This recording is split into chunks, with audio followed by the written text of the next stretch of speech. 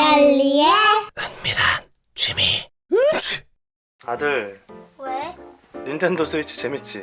별의 커비 파이터즈 마리오 파티가 제일 재밌어요.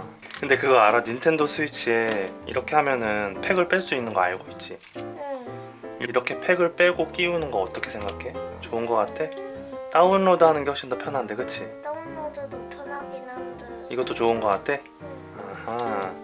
아빠 어렸을 때는 이렇게 옛날에 쓰던 아빠 게임기거든? 아빠 게임기에 팩이 이렇게 있었어. 크네. 그래서 이 팩을 다른 게임이 하고 싶으면 다른 팩을 이렇게 꽂고 플레이를 하고 했었거든? 그래서 아빠는 어렸을 때 이런 추억이 엄청나게 많다? 안녕하세요, 얄리입니다. 인트로에서 보셨듯이 저는 게임보이와 같이 게임팩 교환 가능한 게임기에 참 추억이 많습니다. 그래서 오늘도 그런 유사 제품을 하나 질러보았는데요. 바로 이 패밀리 포켓 FC3000입니다. 기존에 하나 갖고 있었지만 최근 신형 버전이 출시했다기에 궁금해서 하나 더 구입해보았습니다. 본격적으로 리뷰 시작하도록 하겠습니다. 언박싱은 언제나 즐겁습니다. 케이스를 열어보니 주인공이 등장합니다. 바로 패밀리 포켓 FC3000입니다. 그리고 안쪽에는 설명서가 보이네요. 그리고 안쪽 커버를 열어보면 5핀 케이블이 먼저 등장합니다. 그리고 특이하게 외부 출력용 RCA 케이블이 들어있습니다. 기기를 TV와 연결 가능한데요. 사실 요즘 TV나 모니터에는 RCA 단자가 거의 없기에 그닥 쓸 일은 없겠네요. 그리고 핸드 스트랩도 있고요. 천재질의 케이스도 들어있습니다. 본체를 이런 식으로 넣어 보관이 가능하죠. 패밀리 포켓 FC3000의 외관을 살펴볼게요. 가로 14, 세로 7, 높이 1.5cm에 무게는 119g으로 매우 가벼워서 휴대성이 참 좋습니다. 전면에는 십자키와 ABXY 버튼, 그리고 셀렉트 스타트 버튼이 위치하고 있습니다. 그리고 좌측 상단에 펑션 키가 위치하고 있습니다. 뒷면의 경우 휑합니다만 이쪽에 화살표 있는 거 보이시죠? 무슨 비밀이 숨겨져 있을까요? 이따 다시 살펴보도록 하겠습니다. 하단 측면에는 전원 공급을 위한 5핀 포트와 AV 출력 포트, 그리고 스피커가 위치하고 있습니다. 상단 측면에는 L, R 버튼이 위치하고 있고요. 그리고 우측 측면에는 로터리 방식 볼륨 조절 버튼과 전원 버튼이 위치하고 있습니다. 거의 모든 부품이 ABS 플라스틱 재질로 이루어져 있지만 마감이 엄청 싼티날 정도는 아닙니다. 구동 방법은 매우 심플합니다. 우측 측면에 전원 버튼을 누르면 다음과 같이 메인 화면에 진입하고요. 구동 가능한 게임들을 보시다가 플레이 하시면 됩니다. 그리고 충분히 즐기시다가 끄고 싶을 때는 쿨하게 전원 버튼을 누르면 된답니다. 엄청 간편하죠? 이제 하드웨어 스펙을 살펴볼게요. 기본적으로 CPU는 M900 저가형 칩셋이 장착되어 있습니다.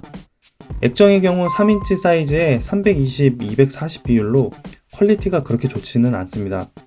시야각이 조금만 틀어져도 색상이 조금씩 틀어지네요. 버튼의 경우 십자키는 무난합니다. ABXY 키의 경우에도 클릭감 무난하고요. 스트리트 파이터를 구동시켜 볼게요. 십자키나 ABXY 버튼 그냥 평균 수준입니다. L, R 버튼의 경우 다음과 같이 6 버튼으로 활용할 수 있어서 좋긴 한데 포지션도 조금 애매하고 클릭감도 그렇게 좋지는 않습니다. 사운드의 경우 나름 출력 좋습니다. 물론 최대치 볼륨일 때 찢어짐 존재합니다. 배터리의 경우 약 3시간 정도 구동 가능합니다. 와이파이와 블루투스는 당연히 지원되지 않습니다.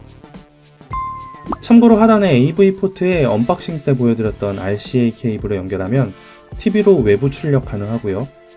또한 5핀 포트에 게임 패드를 추가 구입하여 연결 시 2인 플레이도 가능합니다. 마지막으로 뒷 커버를 열어보면 다음과 같은 게임팩을 확인할 수 있습니다. 사실 전 이것 때문에 구입했던 것이죠. 이렇게 반대로 꼽으면 게임팩이 구동 가능합니다. 그리고 배터리를 제거해보면 AAA 배터리로도 구동 가능하고요. 안쪽에는 메모리 카드를 확인할 수 있습니다.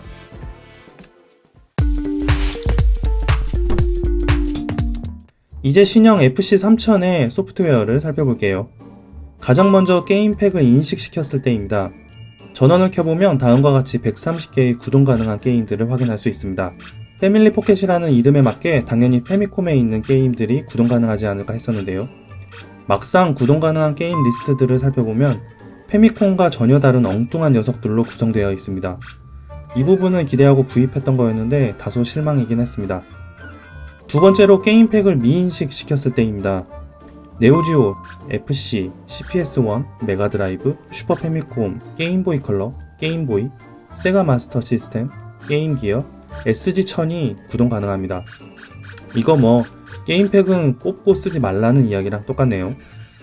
구동 가능한 게임 리스트를 살펴보면 모두 영문으로 구성되어 있어서 다소 불편한데요. 그나마 다행인 것은 다음과 같이 썸네일과 프리뷰 영상을 지원한다는 것입니다. 또한 플레이를 하다가 좌측 상단의 펑션 버튼을 클릭하면 다음과 같이 게임 세이브와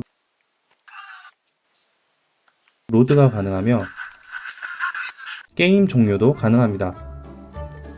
참고로 외장 메모리에 들어가 보면 다음과 같은 폴더에 게임 파일 추가가 가능합니다. 물론 썸네일에 사용할 PNG 형식의 그림 파일도 게임 파일명과 이름을 동일하게 하여 이미지 폴더에 넣어줘야 합니다. 신형 FC3000의 경우 구형 FC3000과 소프트웨어적으로 차이가 조금 있는데요. 조금 이따가 더 자세히 알아보도록 하겠습니다. 그럼 신형 FC3000과 구형 FC3000 간에는 어떤 차이점들이 있을까요? 사실 외관상에는 거의 차이가 없습니다.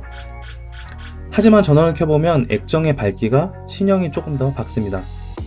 구형이나 신형이나 시야각에 따른 액정 퀄리티는 여전히 안 좋습니다. 그나마 외관상 차이라고 하면 제가 갖고 있는 기기의 경우 신형이 구형보다 버튼 높이가 약 0.5mm 정도 더 튀어나와 있습니다. 근데 이건 버튼 생산의 오차라고 봐도 될 것 같긴 하네요. 참고로 하드웨어 스펙이 달라지지 않았을까 해서 안쪽을 한번 뜯어보았습니다. 그리고 구형과 신형 FC3000의 하드웨어와 소프트웨어 정보를 비교해보았습니다. 결과는 다음과 같습니다. CPU나 메인보드는 동일한 것으로 확인됩니다. 디스플레이도 3인치 넌 IPS로 동일하고요. 단 밝기가 신형이 좀 더 밝게 세팅된 것으로 확인됩니다.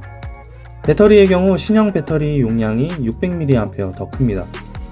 게임팩을 꼽았을 때는 구형이나 신형이나 동일한 게임이 구동 가능하나 게임팩을 뽑았을 때는 신형에서 슈퍼 패미콤과 네오지오가 더 구동 가능합니다. 참고로 구형에서는 게임 구동 가능 리스트에서 썸네일만 지원되었으나 신형에서는 썸네일 및 프리뷰 영상이 지원됩니다. 최종적으로 가격은 다음과 같이 차이가 납니다. 결국 소프트웨어가 일부 업데이트된 것 빼고는 큰 차이는 없다고 볼 수 있습니다.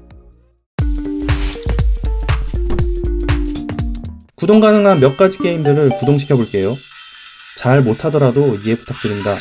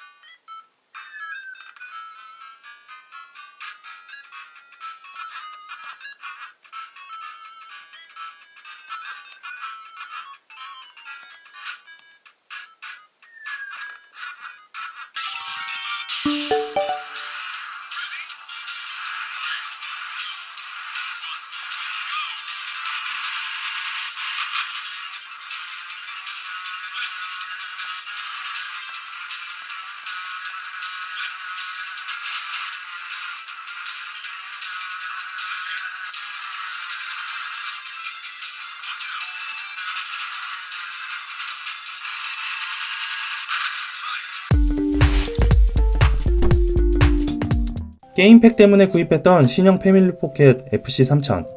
사실 게임팩에는 큰 의미가 없다고 생각합니다.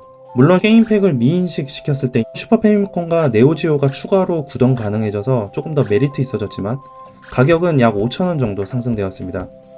기존에 구형을 갖고 계셨던 분이라면 굳이 사야 할 필요는 없을 것 같네요. 오늘도 재밌게 보셨나요?